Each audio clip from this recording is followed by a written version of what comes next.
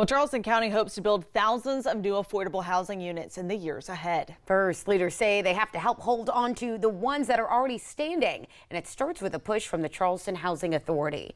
Live 5 Simone Roberts joins us live from Wilson Street outside of Robert Mills Manor. Simone, what is the impact of saving a building like this compared to building something new? Good morning. So it's about protecting the affordable housing that this area already has, and it starts by upkeep. Now, renovations to this historic property right here is the first step to protecting affordable housing across the area. Now, renovations to the 217-unit Robert Mills Manor is now one of the topics up for County Council, and it's possibly a $60 million renovation.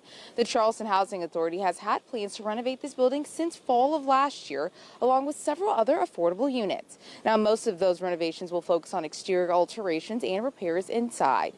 Charleston County is considering a tax incentive to help cover the tax costs for the organization, and it would grant a 100 tax reduction over 44 years.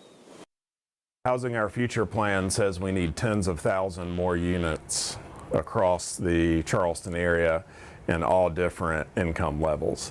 It's really, making up those units, creating those new units doesn't go very far if you're actually losing units at the same time.